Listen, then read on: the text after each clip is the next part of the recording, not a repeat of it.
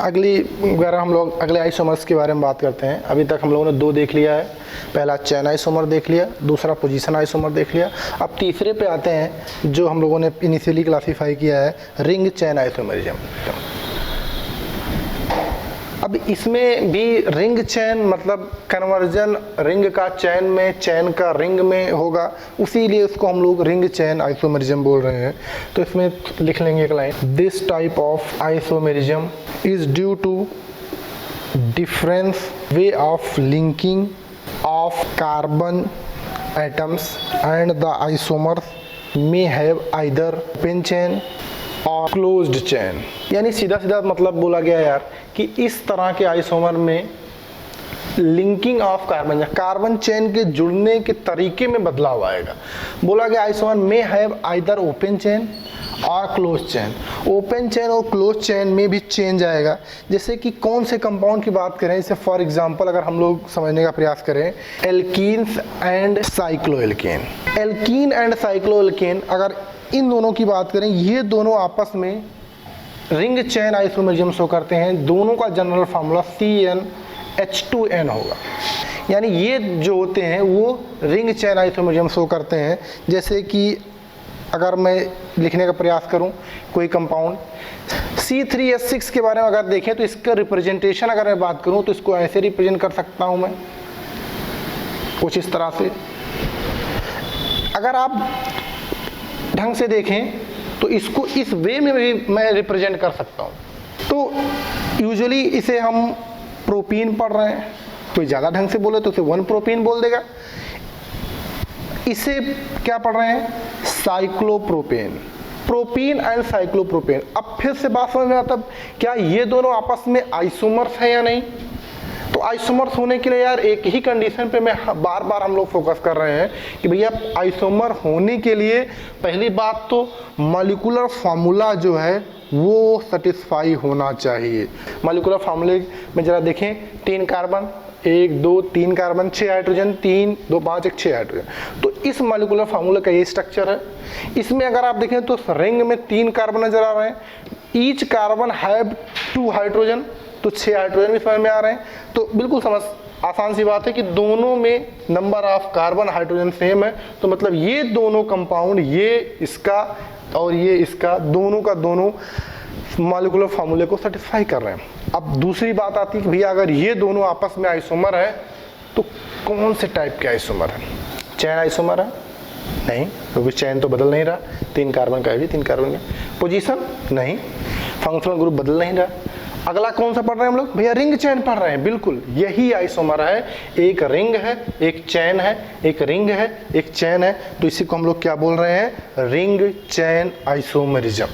बहुत सारे एग्जांपल्स आप ले सकते हैं, लेकिन क्या हर कोई रिंग और चैन आइसोमर के लिए एक चैन हो एक रिंग हो ये सफिशिएंट हो जाएगा? जैसे कि अगर मैं बात करूं इसके बारे में, मैं आपसे पूछूं जरा इसको चेक करके बताइए, इसको चेक करके बताइए क्या ये आपस में रिंग चैन है? तो किसी ने कहा सर 1 2 3 4 कार्बन इसमें भी है, 1 2 3 4 कार्बन इसमें भी है। बिल्कुल 4 कार्बन, 2 OH यहाँ भी, 2 OH यहाँ भी। अरे सर ये तो कमाल हो गया, ये दोनों भी, ये चैन है, ये रिंग है, आइसोमर है। हमने कहा बेटा जल्दबाजी कर दिया आपने, ढंग से मैच कराइए। इसमें कितने कार्बन है आराम से आप मैच कराइए।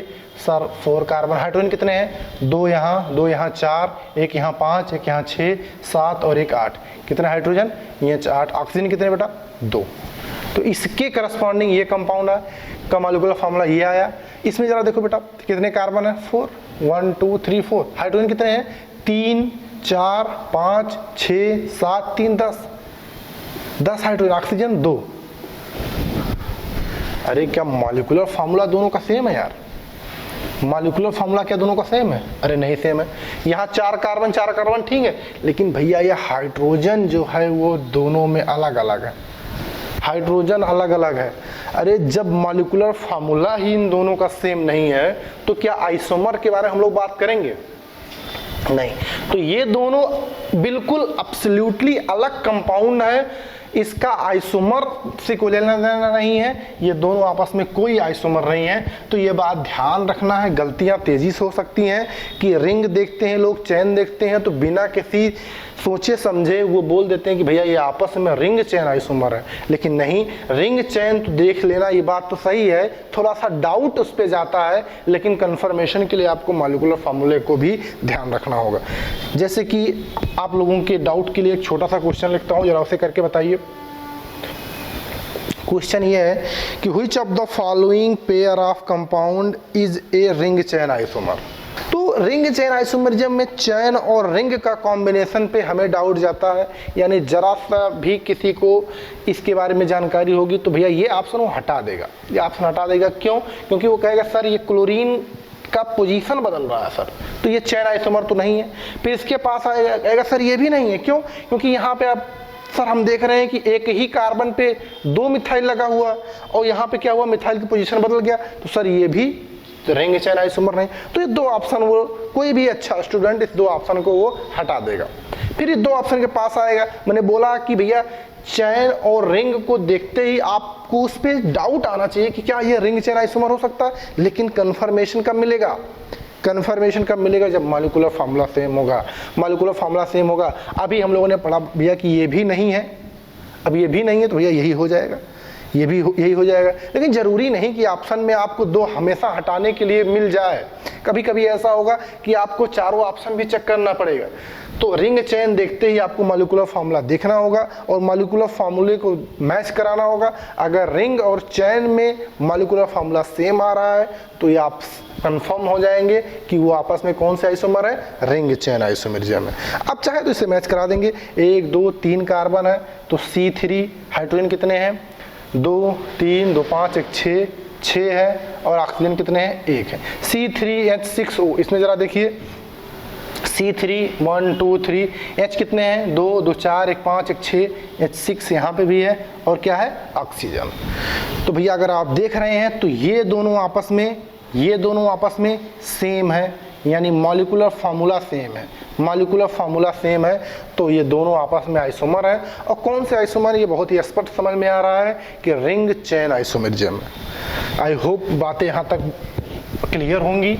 अब हम लोग अगले पे आते हैं। फंक्शनल आइसोमरिज्म में अगर आप ढंग से देखें तो चीज़ें बहुत स्पष्ट समझ में आएंगी कि इसमें क्या बदलेगा, फंक्शनल ग्रुप बदल जाएगा, फंक्शनल ग्रुप बदल जाएगा। मैंने बोला था कि नाम में काफ़ी हद तक आपको क्लियरिटी होनी पड़ेगी, क्योंकि नाम सब कुछ बयां कर देगा उस क्वेश्चन के बारे में, जो कुछ भी इंफॉर्मेशन उससे पूछ रहा है। फंक्शनल आइसोमर में फंक्शनल ग्रुप बदल जाएगा, तो इसमें लिख लेंगे एक लाइन आ गया, if the molecule have same molecular formula. ये बात वही बार बार चली आ रही है, but differ in type of functional group. 2 isomer आपस में फंक्शनल आइसोमर तभी होंगे जब उन 2 आइसोमर में फंक्शनल ग्रुप डिफरेंट हो, फंक्शनल ग्रुप डिफरेंट हो। Same molecular formula but different functional group is known as functional isomer, known as functional isomer. Example से बात समझने का प्रयास करते हैं। जैसे कि अगर मैं बात करूं alcohol and ether are functional isomers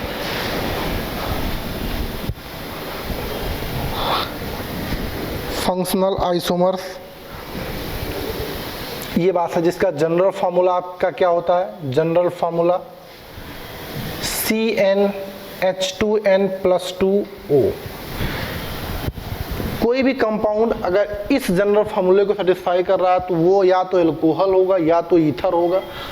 जैसे फॉर एग्जांपल हम लोगों ने शुरुआत ही किया था यार एल्कोहल और ईथर से। अगर आपको याद हो जब मैंने शुरुआत किया था आइसोमर का, मैंने बताया तो भैया same molecular formula but different physical and chemical property. तो हमने आपको बताया था C2H6O, C2H6O। जरा इसमें N की वैल्यू 2 सब्स्टिट्यूट करके देखिए क्या ये मैच कर रहा।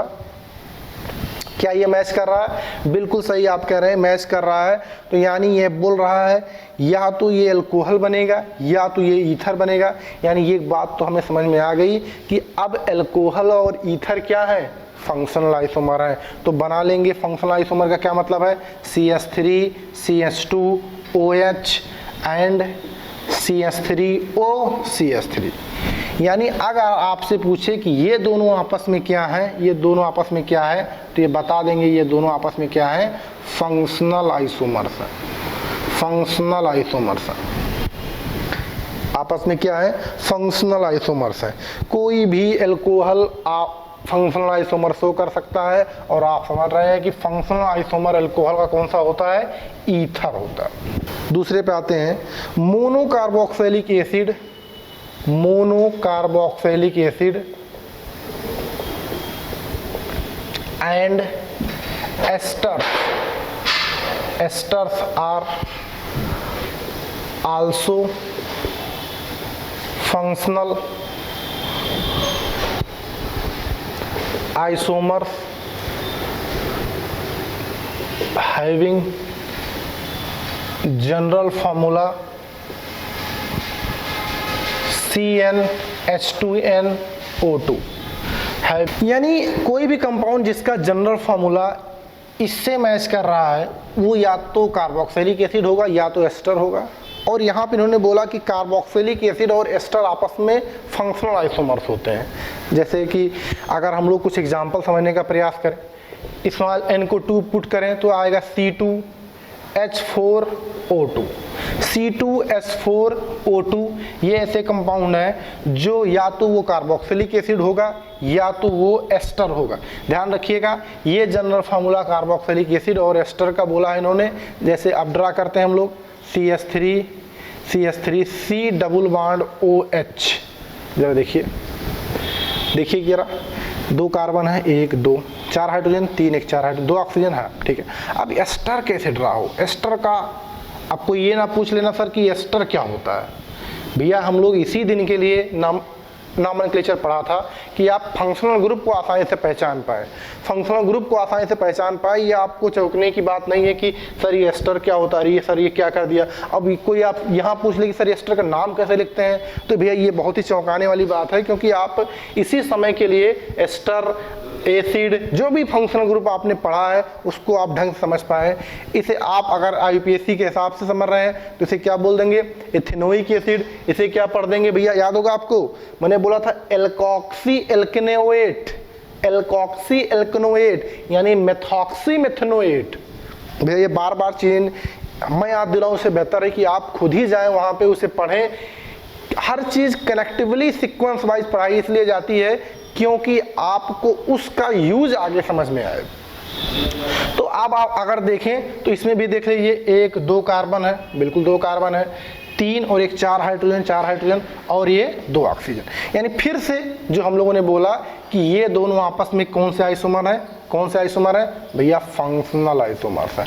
FI का फॉर्म में समझने का प्रयास करें, फंक्शनल आइसोमर्स है, ठीक है। अब बहुत सारे हो सकते हैं, जैसे कि अब n की वैल्यू अगर हम लोग 3 रख दें, C3H6O2 हो जाएगा, O2 हो जाएगा। अब जरा बनाइए, अब बनाएंगे क्या बनेगा इसका? CH3 CH2 C double bond OH, ये बन गया, बन गया एसिड बन गया। अब एस्टर बना लेते हैं, ये बन गया एसिड और एस्टर, ये भी आपस में क्या है? फंक्शनल आइसोमर है। फंक्शनल आइसोमर, फंक्शनल आइसोमर इस तरह से समझ रहे हैं आप। तो इसी तरीके से और भी आगे हम लोग बढ़े तो अभी हम लोगों ने देखा कि अल्कोहल और ईथर आपस में फंक्शनल आइसोमर्स होते हैं, एसिड और एस्टर आपस में फंक्शनल आइसोमर्स होते हैं। अब थर्ड पार्ट पे आते हैं, यहाँ पे कई नाम एक साथ आ गए हैं। एल्डिहाइड आया है, कीटोन आया है, अनसैचुरेटेड अल्कोहल आया है, अनसैचुरेटेड अल्कोहल आया है, alkene oxide, very specific alkene oxide. Alkene oxide को याद है प्यारे बच्चों, हम लोगों ने नॉमेनक्लेचर में क्या बोला था? कॉमनली क्या बोला था? एल्कीन ऑक्साइड को कॉमनली क्या बोलते हैं? एग्जैक्टली एपॉक्साइड बोलते हैं। एपॉक्साइड के बारे में बात कर रहे हैं हम लोग, ऑक्सीजन के बारे में बात कर रहे हैं। यानी एल्कीन ऑक्साइड जो होगा वो एपॉक्साइड फॉर्म में एग्जिस्ट करेगा, उसी को हम लोग एल्कीन ऑक्साइड बोलते हैं। इसीलिए वहाँ पे हम लोगों ने इसके बारे में डिस्कस किया था। जैसे फॉर एग्जांपल हम लोग समझने का प्रयास करें, जैसे कि अगर n की वैल्यू 3 रख दें, क्या हो जाएगा? n की वैल्यू 3 रखने पे C3H6O। अब इसके आइसोमर बनाते हैं CH3, CH2, COH। प्यारे बच्चों, ये कौन सा फंक्शनल ग्रुप है? एल्डिहाइड। क्या बोला? एल्डिहाइड कीटोन बना सकता है? कीटोन बन सकता है क्या? अरे देखो बन गया। हमने पहचानने के लिए बताया था एल्डिहाइड और ketone functional group. Aldehyde ketone functional group याद है आपको? नॉमेनक्लेचर में हम लोगों ने पढ़ा था फंक्शनल ग्रुप। अरे दोनों में कौन सीनियर होता है? Aldehyde is senior then ketone. Aldehyde में बहुत ही स्पेसिफिक है ये CHO, कार्बन से एक हाइड्रोजन होगा। और कीटोन का स्पेसिफिक होता भैया कि CO से दोनों तरफ एल्किल ग्रुप लगे होंगे या एरिल ग्रुप लगे होंगे, उसे कीटोन पढ़ेंगे। यानी अगर पूछा जाए this and this are functional isomer, हाँ। प्रोपेनल एंड प्रोपेनोन, बहुत ही भैया जरूरी है, नाम याद रखना। प्रोपेनल इसे पढ़ेंगे propanone. Propanal and propanone are functional isomer. इसे यार कॉमनली क्या पढ़ेंगे? एसीटोन पढ़ेंगे, एसीटोन। और अनसैचुरेटेड अल्कोहल, जरा देखते हैं अनसैचुरेटेड अल्कोहल। अरे जरा देखो, बन रहा है, बिल्कुल बन रहा है। 3 कार्बन, 1 2 3 6 हाइड्रोजन, 2 3 2 5 6 हाइड्रोजन, 1 ऑक्सीजन, बिल्कुल सही। यानी इसका कोई कॉमन नेम मुझे बताए, जल्दी। हमने आपको बताया था इसको अगर मैं छुपा लूं तो इसको कौन सा ग्रुप पढ़ते हैं? बिनाइल या एलाइल, बिल्कुल सही। इसे पढ़ते हैं एलाइल। इसे तो क्या पढ़ेंगे? Allyl alcohol. ध्यान देखना भैया, बहुत ही क्रूशियल इंपॉर्टेंट होता है ये सब नाम के साथ आपके बहुत ही गलतियां करवाने का प्रयास करते हैं, खासकर ऑर्गेनिक केमिस्ट्री में। एल्कीन ऑक्साइड का मतलब भैया हम अभी डिस्कस कर चुके हैं। एल्कीन ऑक्साइड का मतलब होता है भैया एपॉक्साइड एक रिंग साइक्लिक ईथर होता है, रिंग या साइक्लिक ईथर होता है एपॉक्साइड, ठीक है, जिससे हम लोग एल्कीन ऑक्साइड या ऑक्सीजन भी पढ़ते हैं। इसे पढ़ सकते हैं क्या? मिथाइल ऑक्सीजन पढ़ सकते हैं। और क्या पढ़ सकते हैं? 1 मिथाइल प्रोपीन ऑक्साइड, जो भी है इसे अलग अलग नाम से आप पढ़ सकते हैं, ठीक है। प्रोपीन ऑक्साइड पढ़ सकते हैं, 1 मेथिल, अलग अलग तरीके से इसका नाम पढ़ सकते हैं। ऑक्सीजन पढ़ सकते हैं जो आप लोगों ने लिखा है, मिथाइल ऑक्सीजन पढ़ सकते हैं, अलग अलग नाम से इसको पढ़ सकते हैं। ये क्या है? इसे सिंपली हम एपॉक्साइड पढ़ते हैं, साइक्लिक ईथर को एपॉक्साइड पढ़ते हैं। तो ये देखिए हम लोगों ने एक मॉलिक्यूलर फार्मूला जो यहाँ पर लिखा गया है C3H6O, इसके हम लोगों ने डिफरेंट टाइप के कंपाउंड्स बना दिए। एक प्रोपेनल बना दिया, एक प्रोपेनोन बना दिया, एक एलाइल अल्कोहल बना दिया। और ये सब आपस में कौन से आइसोमर हैं? ये सब आपस में फंक्शनल आइसोमर्स हैं। कौन से आइसोमर्स हैं? फंक्शनल आइसोमर्स हैं। ठीक है, आगे बढ़ते हैं। आई थिंक हम लोग पढ़ लिया हम लोगों ने एल्कोहल और ईथर, मोनोकार्बोक्सिलिक एसिड और ester, aldehyde ketone, unsaturated alcohol और एल्कीन ऑक्साइड, यानी डी पढ़ते हैं हम लोग। भैया बोला क्या है? Primary amine, secondary amine, tertiary amines are also functional isomer. ये इंपॉर्टेंट पार्ट होता है भैया, थोड़ा ध्यान रखना, क्योंकि लोगों को ये लगता नहीं कि ये भी फंक्शनल आइसोमर होते हैं, क्योंकि एक्चुअली एमीन्स फंक्शनल ग्रुप होते हैं। ये यहाँ पे स्पष्ट बताना थोड़ा सा मुश्किल लगता है। जब आप चैप्टर पढ़ेंगे एमीन्स एंड डाइजोनियम सॉल्ट, उस चैप्टर में different property, different preparation, different chemical reaction, different basicity, अलग अलग तरीके से फैक्टर होते हैं इन तीनों एमीन को स्टेबलाइज करने के लिए। तो वहां पे हम ढंग से बात कर सकते हैं। अभी हम लोग बस इतना जानना चाहते हैं प्राइमरी सेकेंडरी एमीन। और ये बात यार है, कोई नहीं पूछेगा सर प्राइमरी अमीन किसे कहते हैं, सेकेंडरी किसे कहते हैं, टर्शरी किसे कहते हैं, क्योंकि भैया ये सब हम लोग नॉमेनक्लेचर में डिस्कस कर चुके हैं। नॉमेनक्लेचर में डिस्कस कर चुके हैं कि प्राइमरी, सेकेंडरी एंड टर्शरी अमीन कैसे क्लासीफाई करते हैं। एग्जाम्पल पे सीधे आते हैं, जैसे एन की वैल्यू अगर मैं आपसे बोल दूं 3 रख दीजिए तो हो जाएगा C3। एन की वैल्यू अगर आपने C3 रख दिया तो H कितना हो गया, 9 हो गया और N हो गया। इसके को टोटल कितने आइसोमर बनने हैं ये आपको बताना। अब क्योंकि एमीन्स बनाने हैं तो क्या बनाएंगे, CH3, CH2, CH2 और क्या NH2। जरा देखो 1 2 3 कार्बन, ठीक है, 9 हाइड्रोजन, 3 2 5 2 7 2 9 हाइड्रोजन। भैया मैं आपको रिवाइंड बस करा सकता हूं कि NH2 पूरा का पूरा जहां पे अपीयर होगा उसे बोलते हैं प्राइमरी एमीन। प्राइमरी एमीन उसे पढ़ेंगे, NH2 पूरा का पूरा अपीयर होगा, ठीक है। जब एक नाइट्रोजन के साथ 2 हाइड्रोजन हो फिर वो प्राइमरी। अब सेकेंडरी का मतलब क्या होता है, सेकेंडरी का मतलब एज यूजुअल मैंने बताया था, एक H कोई रिप्लेस हो जाए एल्किल ग्रुप से, इसको क्या बोलेंगे, इससे बोलेंगे सेकेंडरी, सेकेंडरी एमीन से पढ़ेंगे। व्हाट अबाउट टर्शरी, मतलब नाइट्रोजन के पास कोई हाइड्रोजन ना हो, 3 के 3 एल्किल ग्रुप लगे हुए हों नाइट्रोजन के साथ, उसे पढ़ेंगे क्या, टर्शरी एमीन्स, उसे पढ़ेंगे टर्शरी एमीन्स। अब यार फिर से वही कोई बोले सरनाम, propanamine, N methyl ethanamine, N tri methyl amine.